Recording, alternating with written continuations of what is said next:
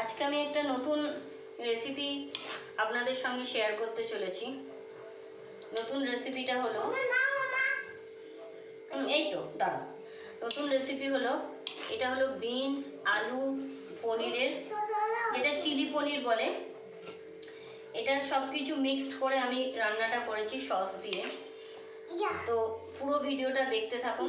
দেখি বাবা বাবা একদম দারুণ একটা টেস্টি ডিশ, খুব ভালো খেতে লাগে এটা।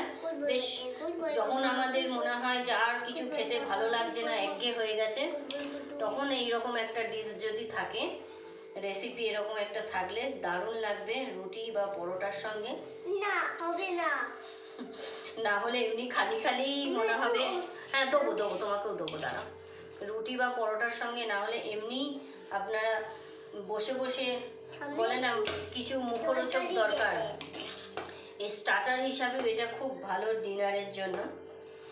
চটপটা রেসিপি একটা। দাঁড়াও কথা বলছি, দাঁড়াও।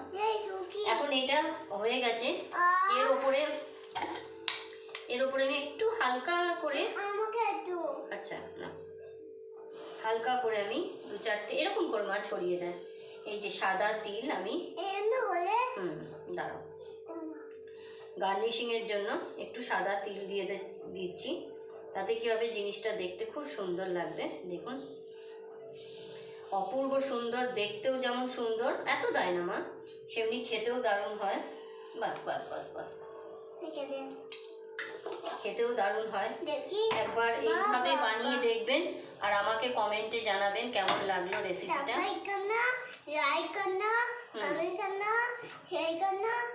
বাহ, আজকে পিউ সব বলে দিয়েছে, সাবস্ক্রাইব করনা, লাইক করনা, শেয়ার করনা, কমেন্ট করনা, সব বলে দিয়েছে। তো কেমন হয়েছে ডিশটা, চলুন তবে পুরো ভিডিওটা দেখতে থাকবেন, পুরো ভিডিওটা দেখবেন। আর ভিডিওটা তবে শুরু করা যাক, সঙ্গে থাকবেন। নমস্কার বন্ধুরা, টুকিটাকি রান্নাঘরে আপনাদের সবাইকে স্বাগত। কি আজকে আমি বানাবো, এই যে আপনাদের দেখিয়ে দিই কি বানাবো। চেয়ার, আচ্ছা চেয়ার আনছি, দাঁড়াও। দেখুন পনির আমি এখানে 100 গ্রাম মতো পনির হবে, এইভাবে আমি কেটে নিয়েছি। আর তার সাথে এখানে লম্বা লম্বা করে বিনস, এই যে লম্বা লম্বা করে বিনস কেটে নিয়েছি। আলুও আমি এরকমই লম্বা লম্বা করে একটু মোটা মোটা করে কেটে নিয়েছি। আজকে আলু বিনস আর পনির দিয়ে একটা রেসিপি করব, খুব টেস্টি, মানে বাচ্চা থেকে বড় সবার খুব প্রিয়। তো চলুন শুরু করা যাক ভিডিওটা। দেখুন পনিরগুলোর মধ্যে আমি অল্প একটু কর্নফ্লাওয়ার, হ্যাঁ গুড, বাহ পিহুর মনে আছে এটা কর্নফ্লাওয়ার, অল্প একটু কর্নফ্লাওয়ার মিশিয়ে নেবো, বেশ একটু ক্রিস্পি হবে, ভালো লাগবে। আর 1 চামচ কর্নফ্লাওয়ার আমি বাটিতে, এই যে বাটিতে একটু জল দিয়ে আমি গুলে রেখে দেবো। 1 চামচই দিলাম, বেশি দেবো না, গ্রেভিটা ঠিক করার জন্য। এটাকে আমি মিক্সড করে নিচ্ছি, নিয়ে আমি পনিরগুলোকে ভেজে নেব। দেখুন তেল গরম হয়ে গেছে, আমি পনিরগুলোকে দিয়ে দিলাম।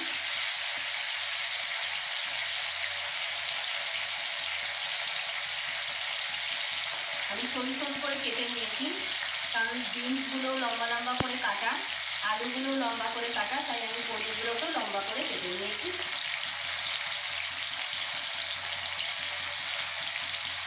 শুরু করো না, হাতে ছিটতে লাগবে। পনিরগুলোকে দিয়ে আমি একটু লাল লাল করে ভেজে নেব। এই রেসিপিটা কিন্তু যারা বিনস খায় না বা একটু চটপটা কিছু খেতে মনে হলে তখন এই রেসিপিটা ট্রাই করতে পারেন, খুব ভালো লাগে, টেস্টি একটা রেসিপি। আমি পনিরগুলো ভেজে তুলে নিই। দেখুন পনিরগুলো আমি ভেজে তুলে নিয়েছি, এই যে একটু লাল লাল করে ভেজেছি। এখন আমি আলুগুলোকে ভেজে নেব। আলুগুলো মোটামুটি একটু ভাজা হলে তারপর আমি এর মধ্যে বিনসগুলোকেও দিয়ে দেবো।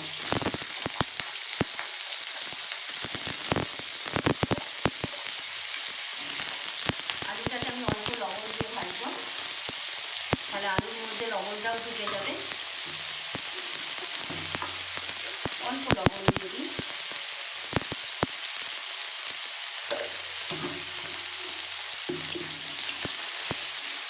লবণ দিয়ে আমি ভেজে নিই, একটু ঢেকে ভাজবো চিনিটা কম করে, তাহলে সুন্দর ভাজাও হবে আর সিদ্ধ চিনিটা কম করে, তাহলে সুন্দর ভাজাও হবে আর সিদ্ধও হয়ে যাবে। চিনিটা কম করে দিলাম, দিয়ে আমি ঢেকে দিচ্ছি।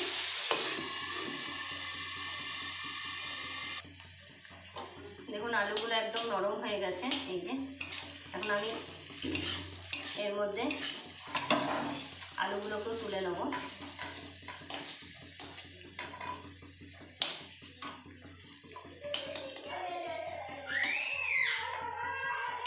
এর মধ্যে তুলে এখন আমি বিনসগুলোকেও ভেজে নেব। বিনসগুলো দিয়ে দিয়েছি, আমি অল্প লবণ দিয়ে দিলাম। পরে আমি আর লবণ দেবো না, কারণ সস দিয়ে করবো যেহেতু, সসের মধ্যে অলরেডি লবণ থাকেই। এখন আমি এগুলোকে স্টিমটা কম করে আমি ভেজে নিচ্ছি। সেম এইভাবেই থেকে আমি ভেজে নেব। দেখুন বিনসগুলো ভাজা হয়ে গেছে, এই বিনসগুলোকেও তুলে নিলাম।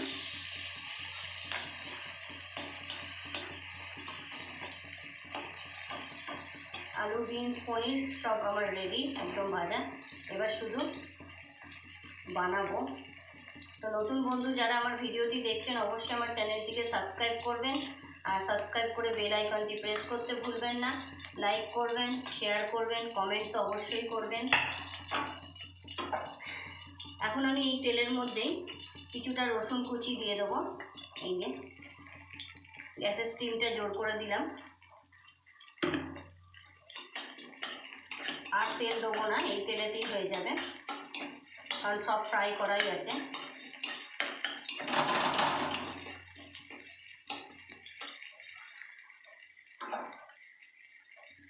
ভাজা হয়ে গেছে, রসুন একটু ভাজা হয়ে গেছে। এখন আমি পেঁয়াজটা দিয়ে দিলাম। দিয়ে দাও, দিয়ে দাও, দিয়ে দাও, দিয়ে দাও, দিয়ে দাও। পেঁয়াজটা এর মধ্যে আমি খুব বেশি পেঁয়াজটাকে নরম করব না। এখানে আমি একখানা পেঁয়াজ নিয়েছি, একটু লম্বা লম্বা করে কেটে নিয়েছি।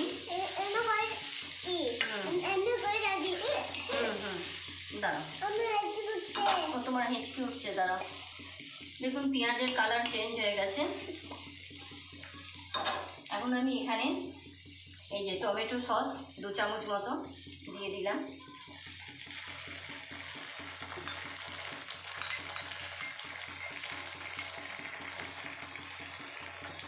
তার সঙ্গে 2 চামচ মতো একটু সয়া সস দিয়ে দেবো। বেশি দেবো না, ডার্ক সয়া সস 2 চামচের একটু কমই দিয়েছি। ভালো করে মিক্সড করে নেব।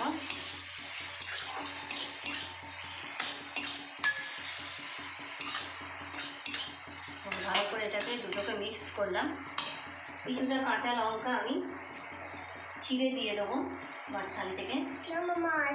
খেতে ভালো লাগবে না, তোমার জন্য হচ্ছে না তো, এই যে এইভাবে। না না, এটা বাচ্চার জন্য নয়, একদম বিলকুল না। বাচ্চার জন্য আলাদা রান্না হয়েছে, এটা বড়দের। এই যে এইভাবে একটু ঝাল ঝাল হলে ভালো লাগে খেতে। 4টে কাঁচা লঙ্কা চিড়ে দিয়ে দিলাম আমি। স্টিমটা জোরেই রাখবেন।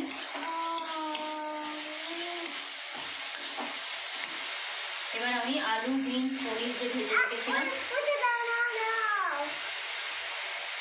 সব দিয়ে দিলাম।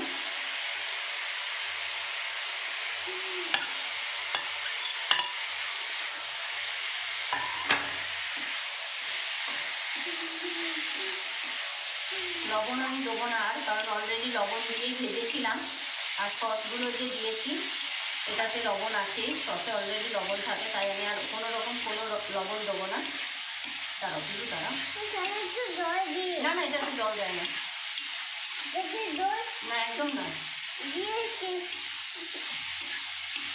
একটু ভাজা ভাজা হয়ে যায়, গ্যাসের স্টিমটা অবশ্যই, মামা যাতে জল দেয় না। এখানে দড়ি হ্যাঁ, গ্যাসের স্টিমটা অবশ্যই একদম ফুল স্টিমে রাখবেন। দাও দাও, আমি করে দিই আগে। একটু ঢেকে দেবো, বেশিক্ষণ না, 1-2 মিনিটের জন্য একটু ঢেকে দিলাম। দেখুন পুরো ভাজা ভাজা হয়ে গেছে। এখন আমি লাস্টে যে কর্নফ্লাওয়ারটা যে গুলে রেখেছিলাম, গ্যাসের স্টিমটা জোর করেই কর্নফ্লাওয়ারটা দিয়ে দেবো।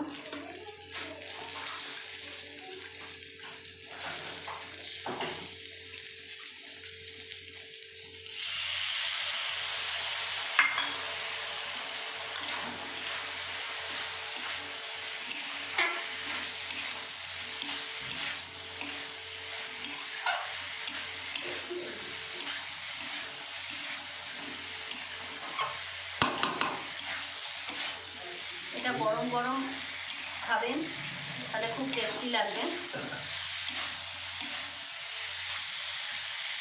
কর্নফ্লাওয়ারটা দেওয়াতেই এটা ঠিক হয়ে গেল আরও। এই দেখুন খুব ভালো লাগে এটা, বিশেষ করে পরোটার সঙ্গে তো দারুণ লাগে এটা। একটু যারা ঝাল ঝাল খান একটু আরও 2-4টে কাঁচা লঙ্কা দিয়ে দেবেন, তাহলে একটু ঝাল ঝাল হলে খুব ভালো লাগে। আমি দিয়েছি 4টে।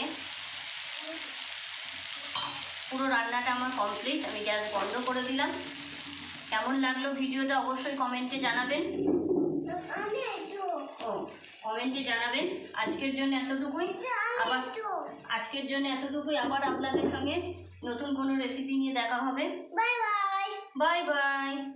দেখুন বলে দাও বাই বাই। बाय बाय, क्या करना? सब्सक्राइब करना। Bye bye.